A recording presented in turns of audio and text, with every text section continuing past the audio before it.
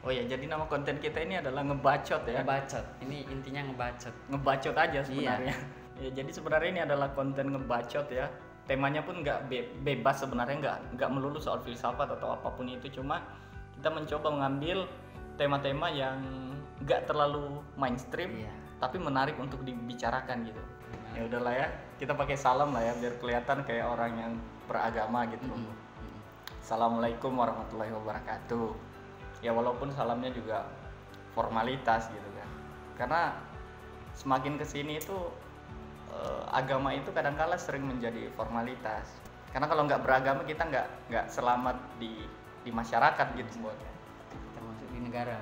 Karena Pancasila awalnya pun ketuhanan yang Maha Esa. Jadi kita mau ngobrol apa nih, Bot?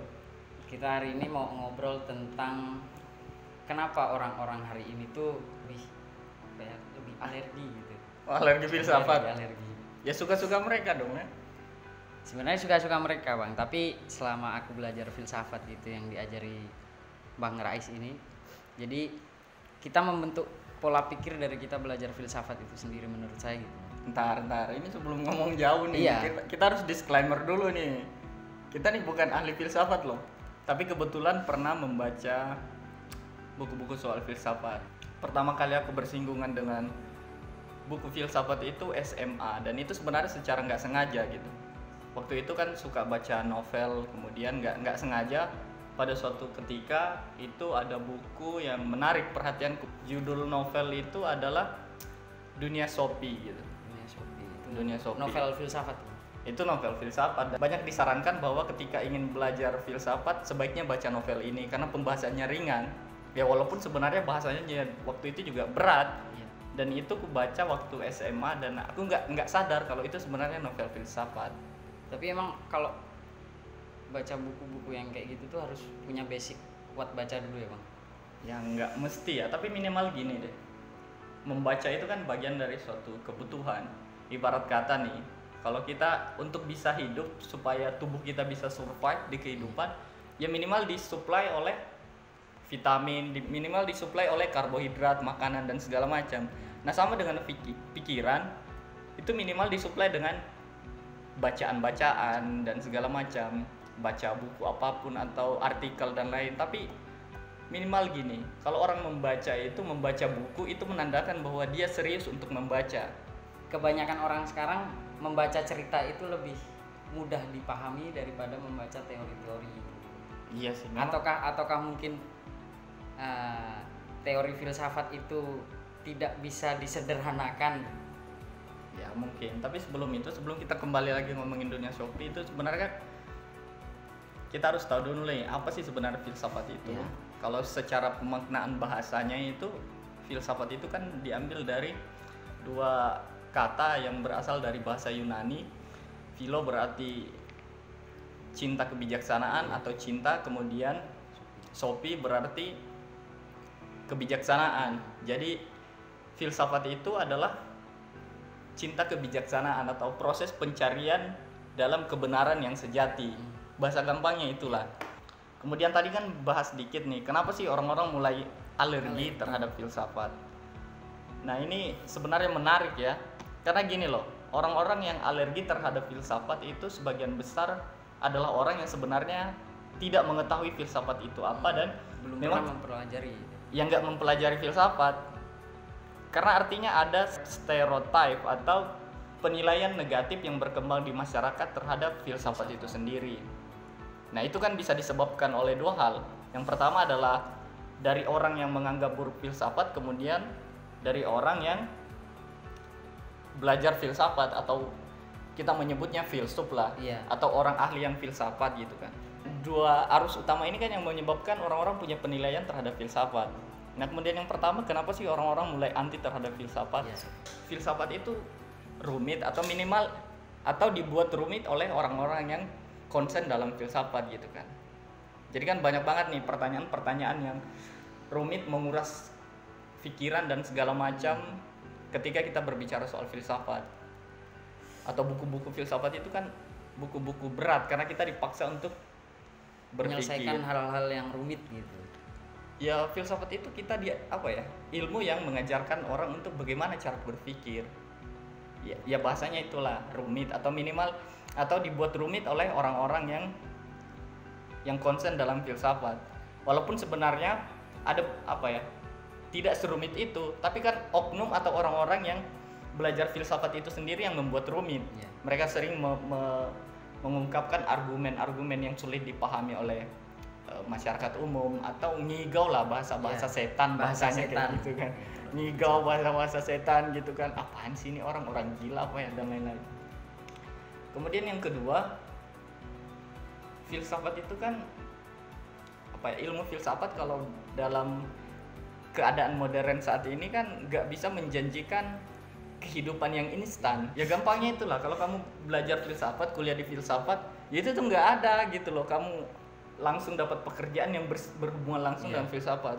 Beda ketika ilmu-ilmu lain seperti kedokteran. Ya, Kalau orang kuliah kedokteran kan pasti jadi dokter ya, gitu kan. kerja di rumah sakit. Iya, orang kuliah ekonomi itu biasanya kerja di bank atau jadi pandai berjualan gitu. ekonom dan lain-lain. Nah, kalau filsafat itu mau jadi apa misalkan? Jadi Belum ada sampai sekarang yang langsung gitu, belum ada. memang nggak ada hubungan langsung, tetapi dalam kehidupan mungkin dengan belajar filsafat itu berdampak pada aspek-aspek kehidupan yang lain. Misalkan pola pikir kita, kemudian cara kita memandang suatu hal, berpikir kritis dan lain-lain. Tapi itu kan tidak berdampak langsung. Kepada profesi atau Iya. yang lainnya gitu. Nah, Tapi penyebab orang anti filsafat itu yang paling ekstrim sebenarnya adalah karena selama ini banyak orang yang menganggap bahwa filsafat itu sesat. ya, Kuliah filsafat auto ateis gitu kan. Masih banyak orang yang menganggap bahwa ketika kita belajar filsafat itu kita menjadi anti terhadap agama. tadi menyinggung sedikit Bang soal filsafat itu bisa sebagai alat kita, bukan langsung menuju ke pekerjaan atau segala macamnya, tapi filsafat itu menjadi alat kita untuk berpikir kritis, untuk membangun pola pikir dan segala macamnya. Itu gimana Bang? Jadi gini sebenarnya, kalau misalkan kita bertanya filsafat itu penting apa nggak penting gitu Ya. kan, ya sebenarnya penting nggak penting, bisa nggak penting, tergantung siapa yang merespon hal ini gitu. Tapi begini, filsafat ini adalah sesuatu yang mungkin sia-sia, nggak penting-penting amat, tapi sayang untuk dilewatkan dalam kehidupan yang singkat ini gitu loh. Jadi orang yang mengenal filsafat atau belajar filsafat itu minimal mereka itu punya wisata pemikiran yang berbeda dengan orang-orang yang tidak belajar filsafat. Karena luas imajinasinya. ya karena tidak semua orang atau mungkin hanya minoritas dari kita yang sempat bersinggungan dengan bacaan-bacaan filsafat, pelajaran filsafat. Karena ini kan bukan pelajaran yang umum diajarkan di sekolah-sekolah. Kalau di SD misalkan, karena ada tuh matematika, bahasa Indonesia dan lain-lain. Tapi filsafat kan hanya ada di perguruan tinggi. Itu pun cuma di fakultas. Ya. Itu jurusan atau fakultas tertentu. Kalau misalkan kuliahnya di jurusan lain, mungkin ada tapi hanya sangat sedikit sekali. Jadi apa ya? Untuk filsafat sendiri itu ya apa ya? Perjalanan literasinya atau proses mempelajarinya itu banyak orang yang sebenarnya autodidak, sekedar membaca atau berdiskusi dengan orang lain. Kalau misalkan di Jogja ya, kita bersyukur misalkan banyak forum-forum filsafat seperti ngajinya Dr. Fahrudin Faiz misalkan dan lain-lain. Jadi kita punya ruang yang lebih luas. Nah, kembali lagi tadi, nah filsafat bisa menjadi alat nggak sih untuk buat pemicu pikir kita gitu kan? Bisa saja, dan memang harusnya seperti itu gitu. Ketika kita mulai belajar filsafat, membaca banyak buku dan segala macam, itu kan otomatis merangsang pikiran kita, menstimulus pikiran kita agar berpikir maksimal misalkan gitu. Tapi begini, satu hal yang saya bayangin gitu ketika berbicara soal filsafat, sosok yang tergambar dalam kepala saya, imajinasi saya itu selalu menggambarkan sosok seorang yang banyak tanya gitu. Jadi kalau bicara filsafat itu apa sih? Yang tergambar di pikiranku adalah orang yang berfilsafat adalah orang yang suka tanya dan banyak tanya gitu, bertanya tentang hal-hal yang nggak penting, baik itu pertanyaannya dilontarkan langsung ke orang lain ataupun disimpan dalam pribadi diri sendiri gitu kan. Menjadi kecemasan gitu ya. Iya semacam itu, karena begini, untuk menemukan sebuah solusi, jawaban itu kan harus dimulai dari pertanyaan. Iya. Jadi kalau orang nggak pernah bertanya, itu dia tidak akan pernah menemukan jawaban yang baru atau pengetahuan yang baru. Jadi semuanya harus dimulai dengan pertanyaan. Kalau dibiarkan mengalir begitu saja, ya ala kadarnya, pikiran kita ala kadarnya ngikut arus yang udah ada gitu. Orang lain sekolah, kita juga sekolah, tapi kita nggak pernah mempertanyakan kenapa sih aku harus sekolah. Orang lain beragama, kita juga beragama, tapi kita nggak pernah mempertanyakan kenapa sih orang beragama.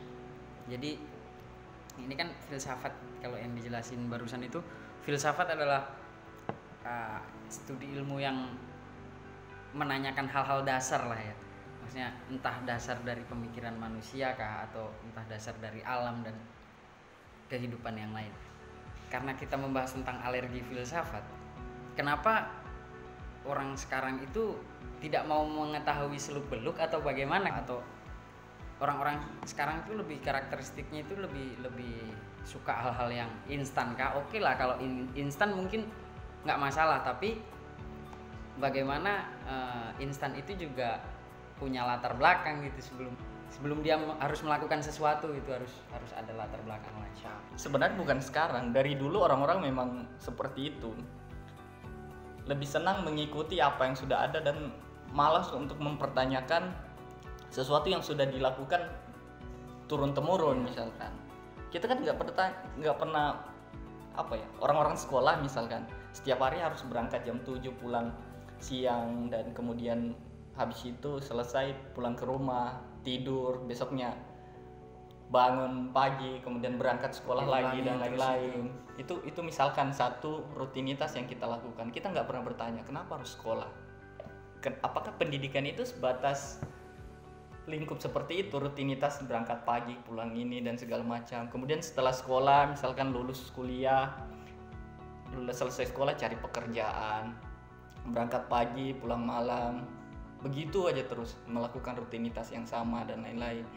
Kemudian kalau filsafat kan suka mempertanyakan, kembali lagi tadi bahwa filsafat suka bertanya sesuatu yang sebagian orang itu nggak penting. Nggak pentingnya adalah karena pertanyaan itu seolah-olah tidak akan memberikan jawaban terhadap suatu permasalahan hidup, misalkan gitu. Nah kemudian bicara soal dunia Shopee tadi gitu. Di bab pertama itu kita itu langsung dihadapkan pada satu pertanyaan, yang itu siapa aku. Orang pada umumnya akan menjawab aku Ambon, aku seorang siswa dan segala macam dan lain-lain. Tapi orang-orang yang berfilsafat akan menjawab dengan sesuatu yang berbeda. Misalkan siapa aku gitu kan, aku adalah apa namanya tumpukan daging yang diisi roh dan lain-lain segala macam dan lain-lain. Pertanyaan-pertanyaan sederhana ini yang akan melahirkan 1, 2, 3 bahkan sampai ribuan jawaban. Nah jawaban-jawaban ini kan menjadi alternatif dia dalam berpikir gitu kan, siapa aku gitu. Jadi pemantik untuk dia terus berpikir gitu ya. Ada lagi sebenarnya sesuatu yang menarik dari dunia filsafatan yang saya amati gitu kan. Jadi saya sebenarnya kan gabung di beberapa grup Facebook yang mengatasnamakan bahwa itu adalah grup filsafat seperti itu. Kita nggak usah sebutlah grup apa namanya. Tapi yang cukup menggelitik saya adalah member-member dari grup itu sering sekali melontarkan pertanyaan-pertanyaan yang seolah-olah menggugat Tuhan, yang seolah-olah menegaskan bahwa mereka adalah orang ateis, tidak percaya Tuhan dan segala macam. Mungkin kasus-kasus seperti ini yang berkembang di masyarakat sehingga orang-orang selalu menganggap bahwa berfilsafat adalah sesat dan segala macam. Tapi kan sebenarnya gini loh, ketika orang memilih untuk tidak beragama itu bukan disebabkan karena dia berfilsafat doang gitu. Mungkin itu salah satu sebabnya, tapi itu tidak bisa dijadikan alasan bahwa dia ateis karena berfilsafat. Ketika orang memilih untuk tidak beragama, saya kira itu adalah sebuah perjalanan yang panjang, tidak ucuk-ucuk karena mentang-mentang baca filsafat dia menjadi ateis. Dan sebenarnya ada juga orang yang nggak baca filsafat tapi juga ateis. Iya. Kan orang-orang yang tidak percaya agama kan kita tahunya banyaknya di barat begitu. Pertanyaannya adalah apakah semua orang-orang yang di sana itu membaca filsafat atau belajar filsafat? Ya jawabannya enggak juga. Karena itu sudah menjadi mainstream baru di sana. Orang-orang tidak percaya terhadap agama atau kecewa terhadap agama. Dan itu bukan dikarenakan filsafat itu sih. Iya bukan, tapi memang ada pemikir-pemikir besar yang berfilsafat dan kemudian kebetulan juga memilih untuk ateis. Kita sebut saja Karl Marx misalkan, seperti itu kan. Tapi kan ada juga orang yang berfilsafat tapi menjadi cinta agama dan segala macam. Artinya ketika kita menganggap filsafat ini sebagai ilmu, sebagai ruang belajar, orang yang masuk ke dalamnya kan berbeda, latar belakangnya berbeda. Jadi kita analogikan gitulah. Filsafat ini adalah sebuah ruang kelas, ruang pembelajaran. Ada 10 orang masuk. Kita semua berasal dari latar belakang yang berbeda, kehidupan yang berbeda. Ketika masuk di ruangan ini dan dibebaskan untuk berpikir dan memilih, keluar dari ruangan ini mereka tidak akan seragam. Ada yang mungkin memilih menjadi pemikir, ada yang nanti akan mengasingkan diri nih, aku terlepas aja dari dunia yang menjemukan ini. Ada yang keluar itu malah jadi kapitalis atau apapun itu kan kita nggak bisa persalahkan ruang kelas ini kan. Iya.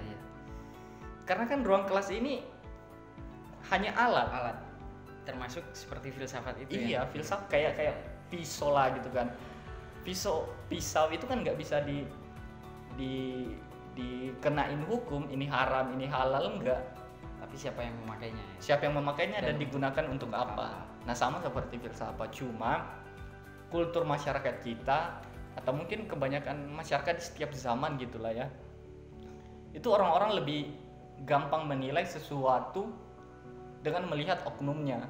Kenapa kita tidak lebih terbuka gitu terhadap hal-hal yang sebenarnya kita nggak pahami? Minimal kita nggak usah berkomentar lah, wah itu tuh sesat dan lain-lain, padahal kita nggak tahu apa yang mereka pelajari. Jadi begitu perbincangan kita yang sedikit membingungkan karena membahas soal sedikit filsafat, yang bersinggungan dengan filsafat dan kita bukan ahlinya, jadi agak bingung dikit. Nggak apa-apa lah ya, untuk pengetahuan kita bersama. Ya, jadi sebenarnya kalau teman-teman mau belajar filsafat, saya bisa rekomendasikan ke Masjid Jenderal Sudirman. Iya, Jenderal dekat UIN. Pembahasan-pembahasan beliau menarik dan itu akan membuat sudut pandang kita berbeda terhadap filsafat. Jadi kesimpulannya adalah kita jangan terlalu terburu-buru menilai sesuatu yang sebenarnya tidak kita pahami gitu. Perbanyak membaca dan kurangi membacot. Jangan kayak kita gitu. Bacot aja. Ya, assalamualaikum warahmatullahi wabarakatuh.